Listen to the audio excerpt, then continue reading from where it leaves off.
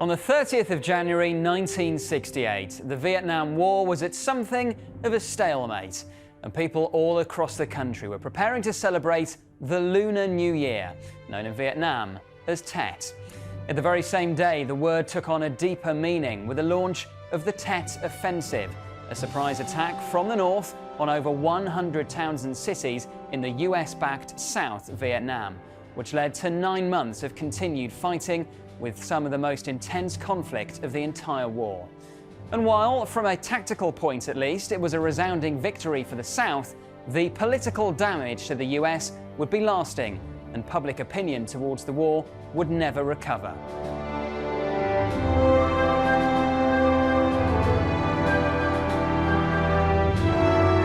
I'm James Hanson, and welcome to History Undone, the show where we look at how the briefest of moments can shape our world. Every week we focus on a different historical battle, and with the help of our experts, we ask whether split-second decisions could have changed the outcome and history itself. Today, it's the Tet Offensive, an operation which turned the Vietnam War on its head and left a grim toll on the troops involved. But just how significant was it as a turning point? That's a question for our experts. And joining me once again in the studio is the historian and author, Rear Admiral Dr. Chris Parry. And from the US, we're delighted to be joined by the Professor of History at Georgia Southern University, Bill Allison. Welcome to you both. Now, in front of us here, we have a big map of Vietnam as it was in 1968. Just to lay the land for you, obviously, we have the communist-controlled North Vietnam. We have the US-backed South Vietnam here. This is the Gulf of Tonkin. This is the South China Sea. We've got the neighbouring countries of Laos and Cambodia and Thailand, and, of course, Red China, crucially, as well. Dr. Chris Parry, to start with you, give us a little bit of the history and the backstory of the war up until early 1968. Well, we're in the post-colonial era here, and on the back of the Second World War, Britain, the Netherlands and France are struggling to hold on to their former colonies in the face of insurgencies, independence movements, and a general desire to be free of the old colonial bonds. And what has happened here is the French position in Indochina has actually collapsed.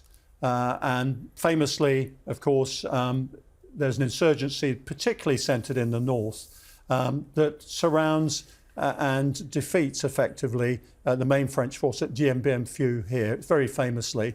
And by about 1958, you've got a situation where you've got Vietnam starting to look towards the future. But unfortunately, you've got two different political factions, two big factions. There's lots of groups underneath them, but two big factions. There's a communist element and there's a quasi-democratic element. And what in the end happens is that you have a demarcation, very much like you did in Korea, of course, happening here. And there's the demarcated zone. The DMZ. There. And the capital, of course, of the north is Hanoi, capital of the south is Saigon, down here. Now, what's important to remember is that the North doesn't actually reconcile itself to the fact of this division. And almost straight away, you start to get incursions, you get what we would call terrorist activity in the South. Quite a lot of the rural areas are quite sympathetic to the North at this stage. And what the Americans do is they start some military assistance, starting with about 30 to 36,000 troops. And what precipitates an even greater involvement in the South by the Americans is an incident in the Gulf of Tonkin here. There's two incidents, in fact. One is a real incident where a US destroyer is actually engaged by some motor torpedo boats from the north. That involves aircraft from the USS Ticonderoga, and there's obviously an incident where things get kinetic, as they say. There's also a second incident, which subsequently is seen to be manufactured by the Americans based on spurious signal traffic. But the bottom line is it intensifies the American interest in reinforcing South Vietnam as part of holding communism at bay, in this case, obviously, Chinese communism. And progressively up until 1968, you see a series of actions taking place between the South Vietnamese forces, also their militias, and also increasing numbers of Americans.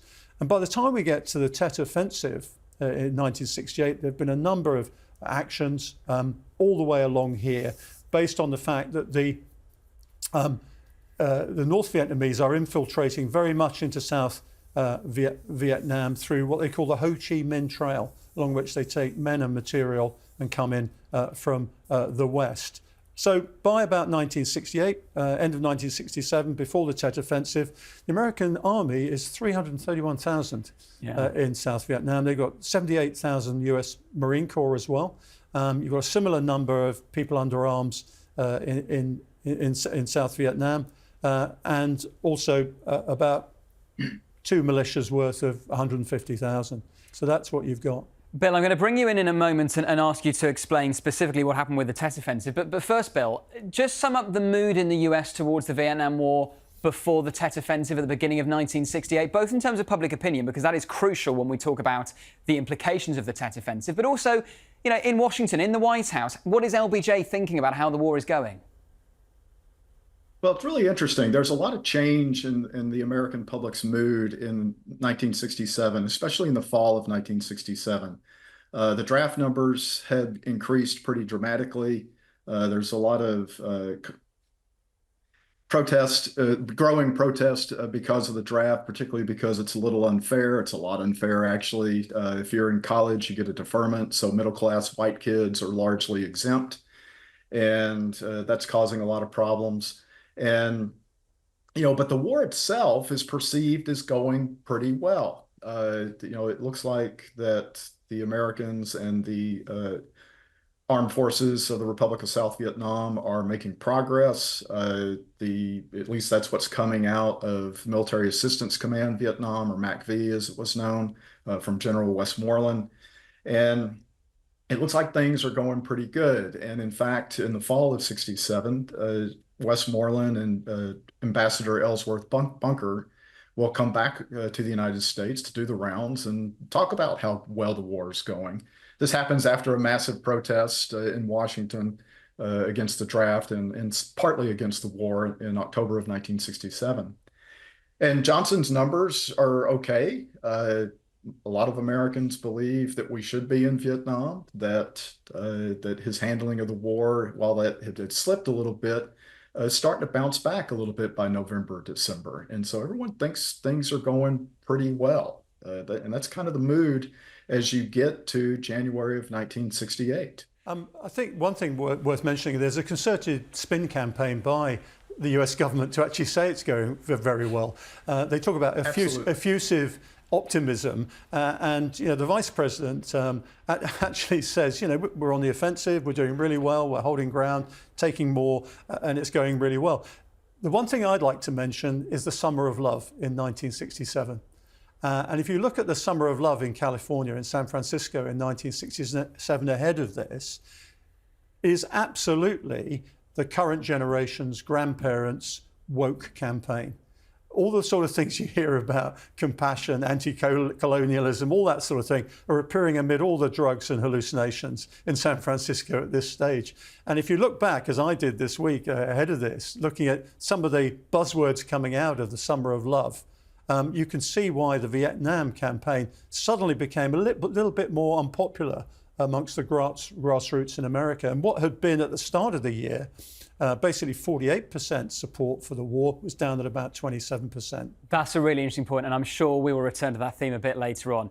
OK, we've laid the groundwork. Let's zoom in now and let's talk about the Tet Offensive itself.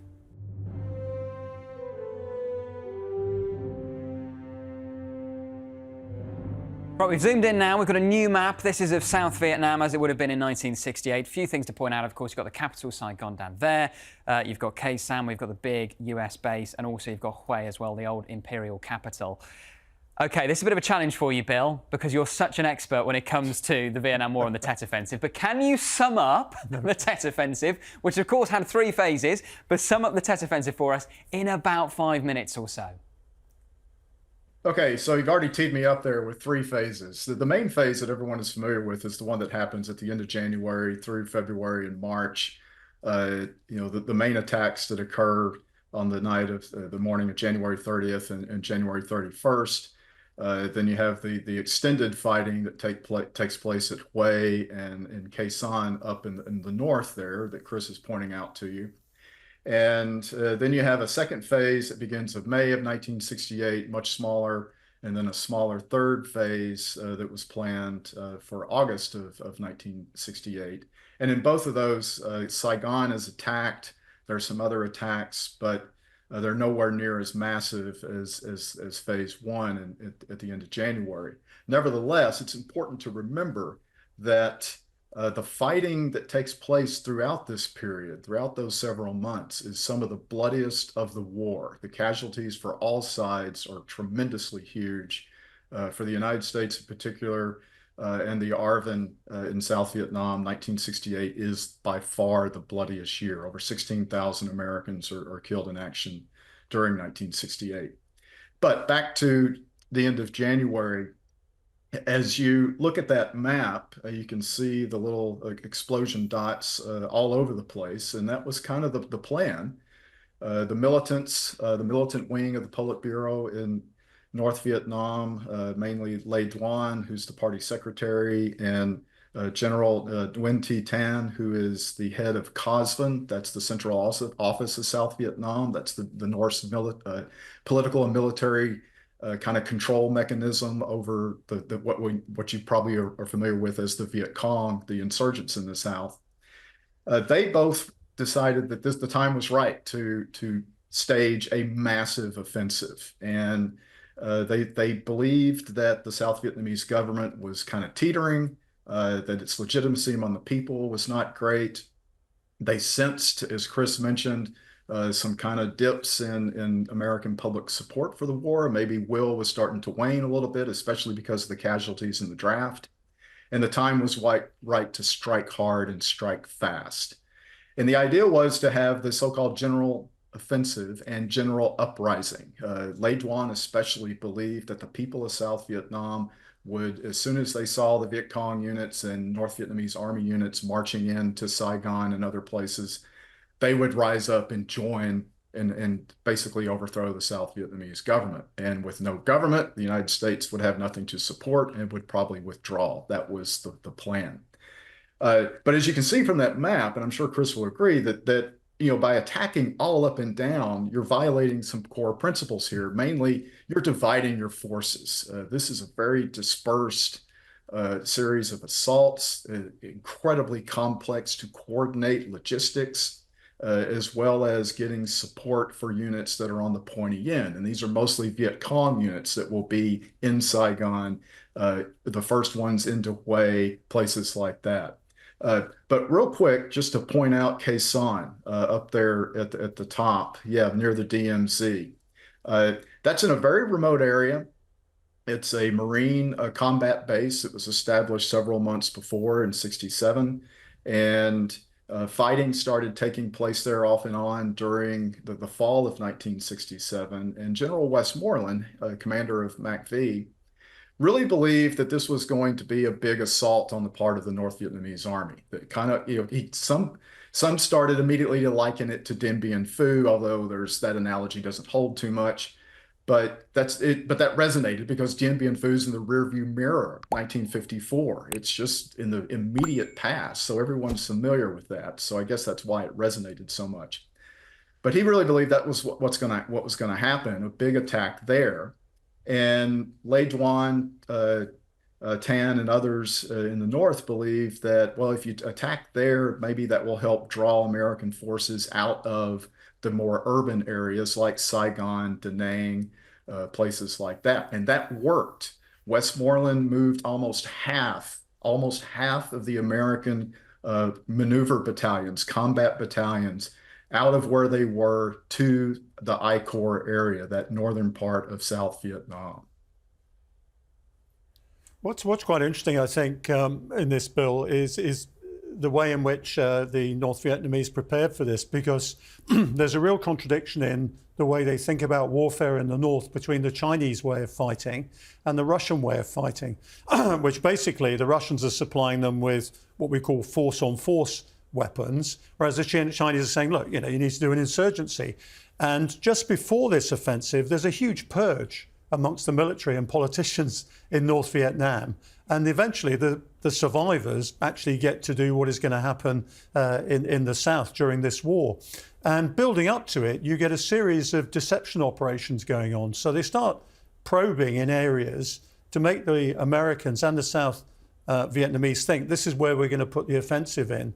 And just before Tet, they say, look, we'll have a truce over the holiday period. We're not going to do anything.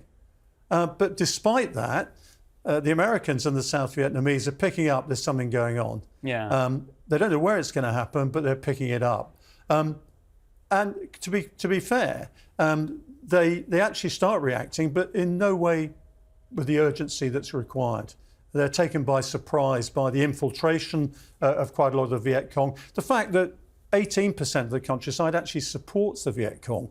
So they've got a real problem in that respect. But they don't see the build-up of forces down the Ho Chi Minh Trail, up to 200,000 and also 81,000 tons of stores actually come down the Ho Chi Minh Trail. And that is not picked up at all. They know something's happening. They don't know quite when. And what then happens the day before the offensive is due to start, some of the North Vietnamese troops and the Viet Cong start early to the extent that 11 groups are picked up very early and people say, well, something is going on. And General Vaillant, who's in command down in Saigon, says, look, it's going to happen here. It's not going to happen in the North, General. And he says throughout, this is the main effort for the North Vietnamese to topple us here in Saigon. You've really got to reconsider these 27 maneuver battalions that you've pushed up to the north that could get fixed there, rather like we've seen other armies in the past get fixed. And we've got all this space to cover. And that's then what happens. But what's significant is the North Vietnamese think about this. We've got to try and draw them into one space here, focus there. We'll do these deception operations and we'll call the truce, which is a bit mean, isn't it?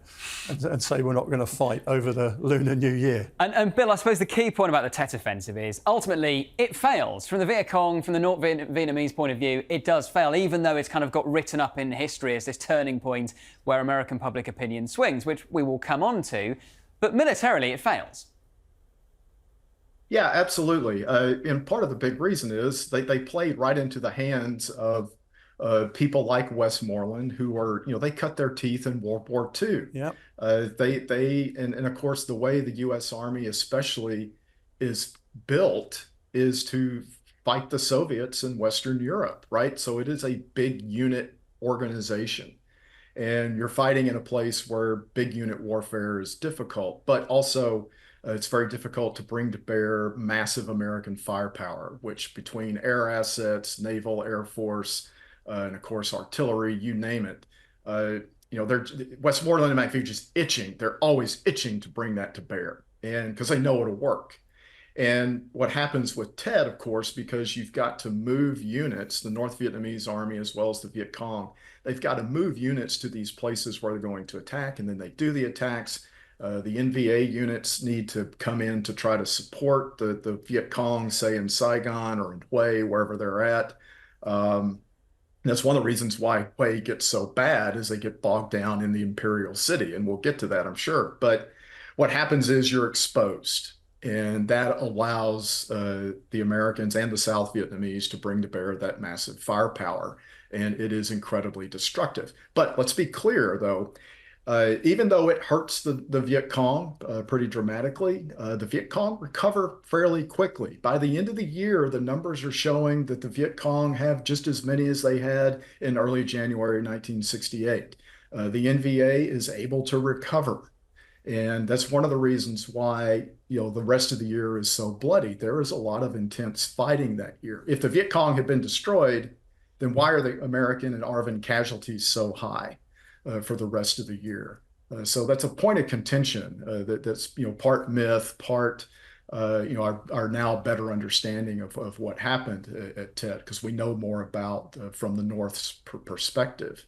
But Chris is bang on. I mean, the Ho Chi Minh Trail is getting really, really busy in the fall and in December and early January of '68. I mean, the number of trucks, the CIA.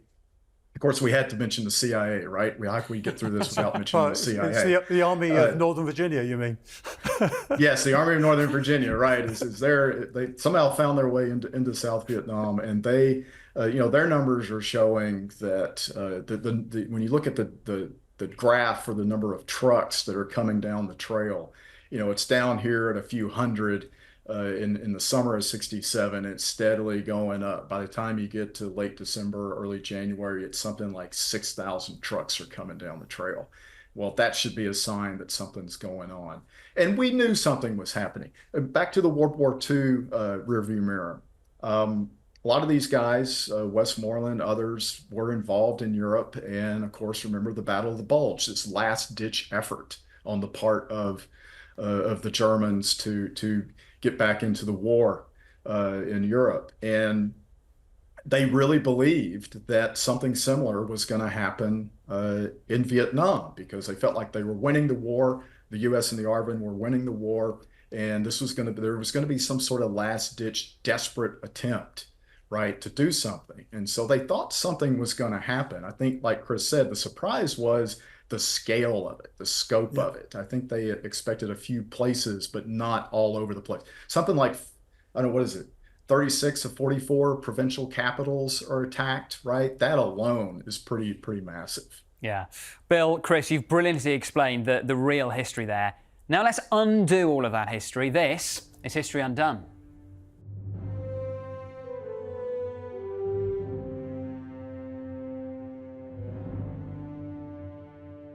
Okay, Chris, first question to you. Of course, the Viet Cong were hoping to inspire an uprising in South Vietnam. That didn't happen. Had it happened, are we talking about a completely different scenario? Yeah, well, it depends what success is measured as, I think. Had they been able to control Saigon, I mean, the key thing is they didn't get to the radio station in Saigon. That's what they were planning to do. And in fact, people were very smart. They cut the cables to the antennas so that they couldn't actually get near them. They got as far as the American embassy compound, so they penetrated pretty deep into Saigon. I think if they'd been able to get to the levers of power in Saigon and isolate the main American forces, then they then would have had to hold it. And as Bill pointed out, they'd already tried a force-on-force engagement throughout the country against basically the preeminent force-on-force proponents, the Americans. They totally underestimated the strategic mobility of the Americans to move stuff around. So interesting enough, even if they'd taken Saigon, I think what you'd have ended up with is a similar situation that you had at Hue City in the north, where you had an extended siege again here. Now, where I think it could have gone seriously wrong for the Americans and South Vietnamese was in the countryside. There was already a groundswell of Viet Cong support there. They used it very much as the sea in which they could swim.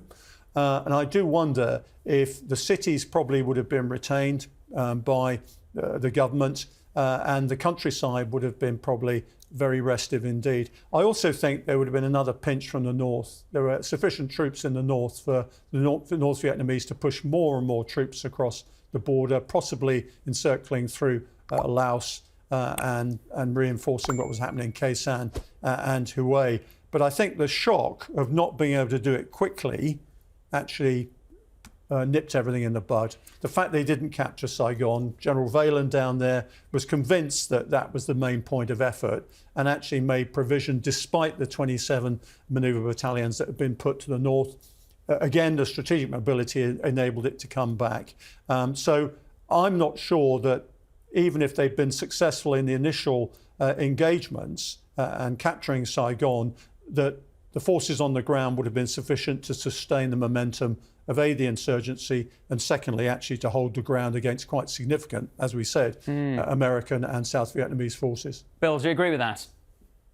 Yeah, James, Chris is spot on as per usual. And I would only add that the emphasis on the what if of the countryside fits right into what General Vo Nguyen Giap, the hero of Dien Bien Phu, he's defense minister, he's highly revered, but his influence had been waning in the north, in the Politburo.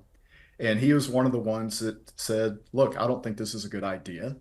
He gets shut out. A lot of his guys are arrested by Le Duan, and he's actually out of the country for a while. He's in Hungary whilst much of this is going down. But he does recognize that, okay, if this is the plan, okay, fine. He would rather the emphasis had been on the countryside, that controlling the countryside versus the urban centers, while it on the surface makes sense to control those urban centers like Saigon, Hue, Da Nang, et cetera, he recognizes that that's going to be costly. You're going to lose a lot of people. You're going to lose a lot of equipment. It's going to be difficult to reinforce those places. As Chris said, you got a much better chance of controlling the countryside. And if you control most of the countryside, that sets you up better for negotiations, which is what what for him is the ultimate objective. Whereas Le Duan and the militants are more about, no, we want that decisive victory. Chris, I mean, we're looking at it from one angle, which is what if the Viet Cong had succeeded with the Tet Offensive? If we just flip it round, what if the South Vietnamese and the US had crushed it even more decisively and quicker? Could that have happened? Yeah, I think it could have done. There's no question about that. But it would have taken a lot of mistakes by the North Vietnamese and the Viet Cong for that to happen. I think what we have to remember is we've got a combination of insurgency warfare here and force-on-force warfare. Now, the force-on-force stuff you can control, the insurgency you can't. What I find interesting about Tet is it's very much like the British in the American Revolution. The British actually controlled the cities and kept on marching in between the cities to try and draw out the American forces, say, well, come on, be defeated, and we can call it an end. And in fact, what the British ended up doing is losing a war which they'd already won. So, you know, the issue here was to actually reset South Vietnam very quickly before an insurgency, before anarchy broke out. That was the key point. So the ability to consolidate the country, to actually restore, look at all these provincial capitals here that have been devastated by attacks, and saying stabilize this before something else happens. And I think that was the priority then, is to say, you know, let's get it back to functioning again. Let's establish where we are, and then we'll think about negotiating. Because you know, you've got all sorts of things going on at this stage. As Bill said, you've got a faction in the north is saying, look, we really need to actually maximize our chances of getting a good negotiated space here. Similarly, in the south, people are saying, look, we're weary of this. You know, the government has only just been given legitimacy in an election. We're not sure whether they're any good or not. The Americans are here. And let's not forget, you know, the South Vietnamese are grateful for the Americans being here, but they're not that grateful. You know, it's a considerable burden on the country. So everybody's trying to establish what their priorities are on the end of this. And let's not forget the trauma. You know, there's a famous picture of the National Police Chief executing a Viet Cong captain. That Viet Cong captain has just killed a lieutenant colonel, his wife, and 6 of his 7 kids. You've got a national trauma here. That's a really interesting point you raise. I want to bring you in on that, Bill. I mean, that Eddie Adams photo that I think Chris is referring to there, that plays into a really key point about the Tet Offensive, which is the way it was portrayed back home in the States. You also had Walter Cronkite doing his editorial, I think, in the February of 1968 from the Tet Offensive. You know, that massively shaped how the Americans viewed it. So this is proper counterfactual, but heck, this is what we love doing. If you take Walter Cronkite out of it, and if you take that Eddie Adams photo out of it, that presumably massively changes how the Tet Offensive is viewed. Oh man, if you take Uncle Walter out of the picture, that's like removing the old uncle out of the Thanksgiving Day dinner, right? That's hard to do. But yeah, you know, I think for especially younger listeners and viewers today, my students who are in their early 20s, late teens, they don't have any sense of what news used to be like. I mean, the United States, you had 3 networks. That was it, right? The news was on at the same time for everybody every night. Everybody sat down and watched that 30 minutes, and that's what you got, right? And so these anchors were revered. I mean, and they prided themselves in basically focusing on the facts. And for Cronkite to editorialize a little bit was really pretty shocking for a lot of people. Now, the media coverage itself during the offensive, during February, the attack in Hue, even and following Khe Sanh. I mean, Khe Sanh was on the news every single night, and it was portrayed like it was. I mean, it was heroic. It was a fight to the death, basically, the Alamo. in both places. Yeah, it's the Alamo, right? Yeah. And people were gripped by it, and pulling for victory out of this, and far from being anything negative. But then you have an image, and also the film footage, that the image that Eddie Adams captured of General Loan shooting the VC Lim. That's a very shocking image just in its own right. right? So that's like, well, wait a minute, that looks like something the Nazis did, right? Or the Japanese did in World War II, which, remember, World War II, you're only a little over 20 years removed from the end of World War II. It's fresh in everyone's memory.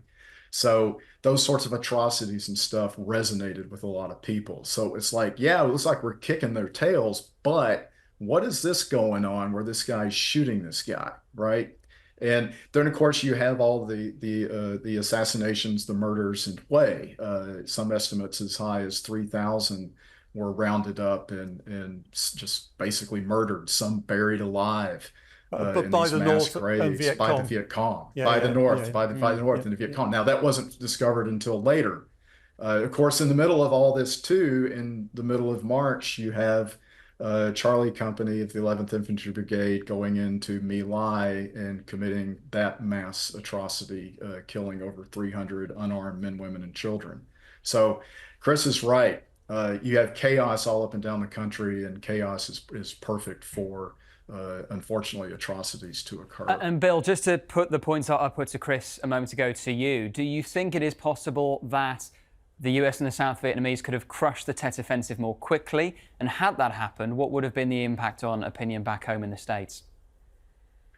That's really an interesting question. I think they probably did about as best as they could. You'd have a lot of ifs there. If you had canceled the truce earlier, if more of the ARVN forces had been able to get back to their units, the ARVN performed wonderfully. Not a single ARVN unit defected to the North. That was the fear. The part of the North's plan was to try to get ARVN units to defect to their side. That did not happen. They weren't perfect, not everywhere, but a lot of ARVN commanders performed very well. And that kind of fed some optimism, after this thing, was kind of winding down, that maybe the ARVN's ready to take this thing over. But yeah, if you could have done it quicker, how much quicker? These attacks mostly were beaten back within a matter of a few days. It's only at Hue and Khe Sanh that the fighting continues, at least in the public's mind. But then you have the phase 2 and phase 3, those attacks throughout the spring and summer of 1968, which, I think the American public is not as aware of what's happening there. And that's where a lot of the casualties are taking place for the Americans. So yeah, if you could have wiped it all out within a couple of days, Hue and Khe Sanh included, you might have a little different ballgame on your hands. And can the NVA and the VC replace their losses? Can they also replace the equipment that they're losing? That sort of thing. That's a game changer as well. What's really interesting, and I've done some analysis on this, is if you look at wars like this, they're discretionary wars. They're not wars of national survival for America or indeed anybody in the West. So they're discretionary. But the key point is that the public doesn't mind taking casualties as long as objectives are being achieved or success is being taken forward, believe it or not. They'll take a lot of, but unfortunately, what America sees at the end of the summer is we're no further forward. It's a stalemate. And we've just taken all these hits. We're back to where we started. And so you've got a real perceptual problem. And on top of that, you've got this public statement to President Johnson that General Westmoreland actually wants another 206,000 troops, which can only be brought in by a draft. And of course, on top of all that, people are going, you know what? We're just pouring more and more money and people into this. And you got a hint of this on the end of the Iraq War, of course. We saw it in Afghanistan. How long can we stay in a discretionary conflict like this, losing people, and we're not getting anywhere? And of course, we then lead into the negotiations, the fact that LBJ, Johnson, doesn't want to stand again. He says, it's not up for me. And you get the slight little bit of legerdemain by Nixon saying, don't negotiate just yet because, I'm coming in. And, I'd like the credit for that. Well, let's come on to some of those big, wider what-ifs now. Let's zoom out and look at what some of the long-term historical consequences might have been had the Tet Offensive played out differently.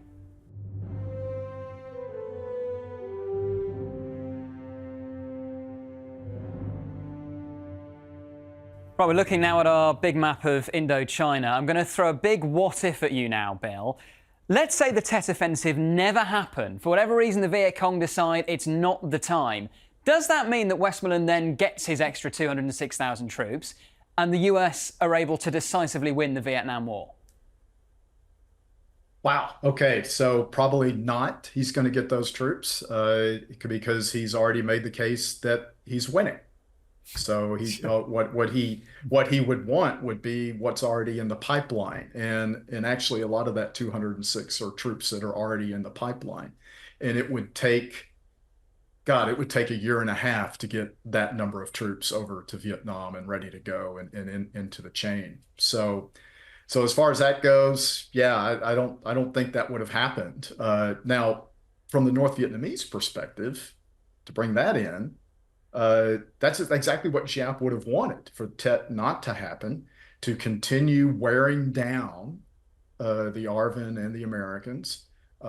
Slowly use guerrilla tactics, use the NVA as appropriate. Don't waste the NVA, right? Because that's your big conventional force you're trying to build up, and get yourself to a point of negotiation. So I think the what if there would be that everyone would run out of gas, that eventually we're all going to run out of gas, and that's going to get us to the negotiating table.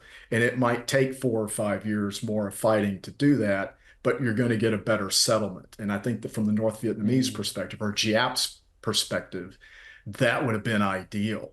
If you're the South Vietnamese government, if you're President Tu and Prime Minister Key, you're like, I don't know about that. It'd be nice to have those 200,000 in. Let's get this thing wrapped up, because I'm not sure how much longer we can do this. And Chris, let's say that the Tet Offensive succeeds. Let's say, and I think probably the only way it could have succeeded is if you then provoke the kind of popular uprising in the South that the Viet Cong were hoping for. Presumably, what ends up happening, which is an American withdrawal eventually, just happens sooner. Yeah, you get unification. It's as simple as that, which happened eventually. What I think is really interesting is that had Tet not happened, you'd had a negotiated settlement. I suspect you'd have ended up in the same situation today as you have with Korea. North and South Vietnam would still be divided at the demilitarized zone. And we'd be going, that's very odd. We've got two countries that look exactly the same. And what also would have happened is the basis for American containment of China and Russia would have been legitimized. And so we would have seen more foreign interventions to contain communism along the line, because this had legitimized it. But I think, given the fact that both sides were happy to negotiate, but just arguing about the terms and trying to force an advantage, today, as I said, we would see North and South Vietnam, just as we've seen North and South Korea, because that's the way the trends were going at the time. Bill, do you agree with that? Yeah, I think to a degree, yeah, because I could see the division, as Chris suggests, but I could also see the South Vietnamese government eventually collapsing. It's very tenuous. There's a lot of conflict within it.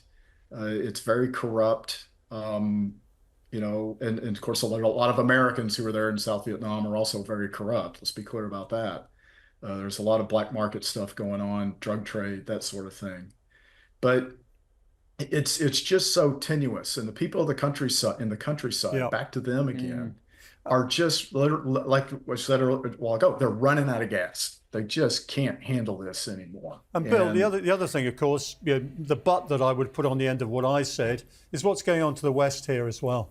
Mm-hmm. I mean, this is a really unstable area which can be exploited by the North ad infinitum, really. And we see in subsequent, military offensives by the Americans and the South Vietnamese into Cambodia, into Laos, trying to stabilize this, to try and make it not a place where North Vietnam can play. So I think, on the back of what I was saying, the constant instability of South Vietnam would probably be levered by what's going on in here, not just in North Korea as well. Well, that's a really good point. Do you get the incursions, Bill, into Laos and Cambodia? They would have been much more difficult to carry off, I think. And to add maybe one more thing here, if Chris, if you can point on the map to the DMZ. Yep. There, and that area, if you know the history of the war from Tet on, the two big North Vietnamese offensives are from the DMZ, through Yeah. the DMZ into that northern part of I-Corps. And you're looking at Highway 1 there, which runs all the way down the coast of South Vietnam, all the way to Saigon, actually. That's the main transportation artery. And now let's be clear, then it was basically a dirt road, but nevertheless, it's the main dirt road going north-south. But in both of those offensives, what they learned, instead of Tet attacking all over the place and so dispersed, it was very concentrated and not without risk, but they did experience success. And of course, by the time you get to 75, the same way. So I think there was learning there that we can't do that sort of Tet thing again. We've got to keep our forces concentrated and come down from the DMZ through the northern part of South Vietnam. I mean, I think the other thing is, let's take it across to America now, James, if I may, is what if Johnson says, well, actually, I'm going to stand again? Well, he makes that's a really good point, because he makes that speech, that famous address from the Oval Office on, I think it was the 31st of March, 1968, where he said, I forget the wording, I shall not seek, nor shall I accept my party's nomination. If the Tet Offensive doesn't happen, does he run again, Bill? I don't know. There's a part of me that says yes, he probably would run again, because that would, that if Tet had not happened, that would undermine Eugene McCarthy's campaign. It would, of course, undermine Robert Kennedy's campaign, I think, pretty dramatically. Does Bobby Kennedy enter the race if Tet doesn't happen? Yeah, I doubt it. I don't think he does. In which case he doesn't get assassinated. Well, yeah. I mean, well, that's a big if, right? yeah. Yeah, you just push some dominoes there, man. I mean, all sorts of things fall there. So, but I think, one of the key things here with Johnson is he had talked about not running back in the fall of '67 with Lady Bird, his wife, and some close confidants. And his health's not great. He's got a lot of heart trouble. He's already had one minor heart attack, and Lady Bird was not sure he would survive another term. So there's that aspect of it that plays in here. But in August, at the Democratic National Convention in Chicago, which, oh my heck, we're about to have a Democratic National Convention in Chicago here shortly. Johnson actually flirts with showing up. He's not even there. He's at the ranch, outside of Austin. He's got Marine One helicopter, everything ready to go to fly into Chicago and land there in front of the Hilton and show up and maybe take the nomination to try. Maybe Joe Biden will do it. Right. Right. I mean, he's not confident at all that Humphrey, can pull it off. And of course, poor Hubert Humphrey is just stuck. Well, he's seen as continuity Johnson almost. I mean, there's another one. Although he breaks with Johnson. Well, he does in the end, doesn't he? Yeah. He'll break with Johnson, closer to the election. He'll come out and say, "Look, we got to get the heck out of this thing now." Yeah. Peace is the only way. But to Johnson's credit too, he's continuing the fighting while he's president. He is continuing the fight in Vietnam. I mean, it's kinetic, to use Chris's term. It's very kinetic that year. But he's also pushing negotiations. And as Chris mentioned earlier, Nixon working through some intermediaries. Interesting, one of whom is Claire Chennault's wife, for Americans, the famous Flying Tigers. His wife is working with the South Vietnamese government to try to get them to, hey, look, ease up. Wait for Tricky-Dick to get elected. He'll give you a better deal, right? Yeah. Well, let's unpick that, actually. And there's a lot of US politics what ifs here, but this is fascinating. I love this. Bill, if it is Johnson versus Nixon in November 1968, and of course Nixon, off the back of the Tet Offensive, then actually one of his big flagship policies is to end the draft. Does Nixon still win that election? It was a very close election between Nixon and Humphrey. I mean, it was very, very close. And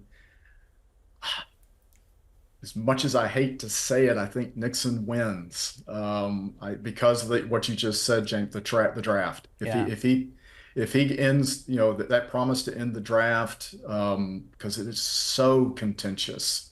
The draft is just so unfair. It changes after 1968. You get rid of the college deferment and some other things, and it becomes more of a lottery system. And ask anybody of draft age in 1969, 1970, and they can tell you what their lottery number is. Yeah, Bill Clinton I can. mean, it's. I mean, let's no, carry on. He had Bill. a number. He just wasn't in the country. Let's follow up on that and just explore. Let's say hypothetically, Johnson somehow decides he's going to run again, and he does beat Nixon, because as Bill accurately says, Humphrey came pretty close to beating Nixon in November of 1968. Mm-hmm. So let's say Nixon's defeated. I mean, the first thing my mind goes to is therefore Watergate doesn't happen, and the rest of US political history looks very, very different. Well, most importantly, James, the rapprochement with China doesn't happen. And that has huge implications for this region. And so, it gets a seat at the UN as a result. There's a rapprochement. It means that America can concentrate on the Soviet Union as its major opponent in the Cold War, and containment then changes. But I think the key issue that Bill and I are interested in very much is what it does to the US military after Vietnam. I think everybody knows that the Vietnam generation was despised, largely neglected. The veterans of Vietnam were famously, I remember going across America myself, and seeing people who basically were down and out because the country wasn't looking after them. It was as simple as that. And there was this real cultural aversion to people who'd served in Vietnam. And it basically resulted in a total revolution in the way the US Army did its wars in future. And the fruit of that was seen in the first Gulf War in 1990s and 91. Precision-guided munitions, the combination of air power, space power, and ground power. And linking that to what you did at sea as well, these joint operations. But more than anything, it's what I call high impact, low footprint operations. So it has changed by revolution by the time you get to 1990. So a lot of the lessons that came from the Second World War were actually filtered through Korea and also Vietnam, got brought into the modern age through the application of technology and joined up thinking. And we ended up with a very, very professional, high impact military by 1990. That's a fascinating point. Let's bring you in on that, Bill, just finally. I mean, the long-term consequences for the American psyche, I suppose, but also the way the American military operated post the Tet Offensive. I think the key thing there is the development of the all-volunteer force. In 1973, the draft ends. There's a lot of committee work in Congress, joint committees with the Defense Department, et cetera, trying to figure out how do we get away from the draft? Can we have an all-volunteer force? How will this work? How do we convince people, young people, to enlist in the United States military, especially the Army, which after Vietnam, the Army is basically a shell. I mean, it is just a rotten shell. I don't know how else to describe it. It's really in bad shape. And how do you rebuild? And Bill Murray and stripes aside, right? How do you rebuild and have an all-volunteer force? And it worked through very good recruiting campaigns, very good benefits for people who enlisted and that sort of thing. And I think because of that emphasis on the benefits for enlisting, especially money for college, that re-energized veteran attention. And as Chris was saying, initially Vietnam veterans kind of had a very difficult time. And by the early 1980s, that's starting to turn around. You're starting to get more attention to veterans, et cetera. Remember, Chris, James, this may be a little before your time. Magnum PI was one of the first American television programs. Okay, all right, to depict Vietnam veterans in a very positive way. Yeah. Because before, the bad guy was always some Vietnam veteran, PTSD ridden, holed up in a bank because he thinks Charlie's out there trying to get him.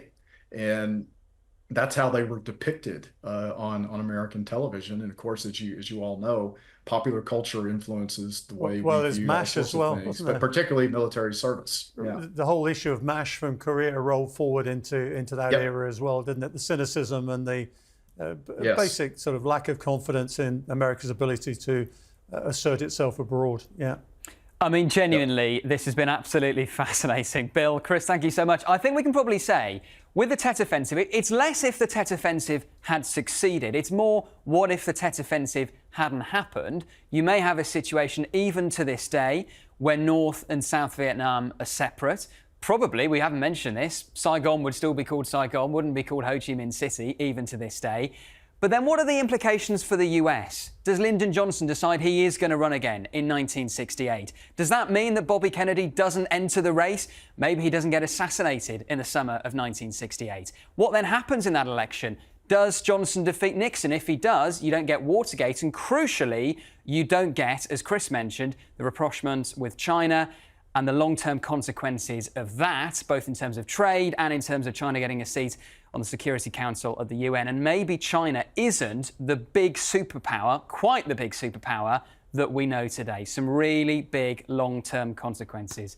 We could talk about this for hours, I'm afraid. That's all we've got time for today. My thanks to Professor Bill Allison and Rear Admiral Dr. Chris Parry for joining me.